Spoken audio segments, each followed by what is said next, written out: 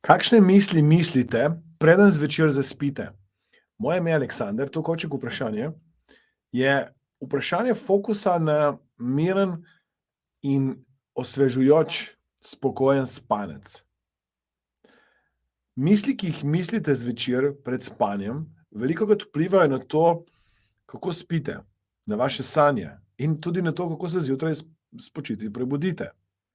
Ključ je to, da zvečer dobite aktivnost, s katero boste najprej naredili reset dneva, pobrisali morebitne negativne dogodke ali pa jim dali drugačno vrednost in potem, da počasi umirite in ponotranjite vse, kar je bilo lepo in naredite načrt za vaš naslednji dan. Najlepše, kar je, da zaspite z mislijo hvaležnosti.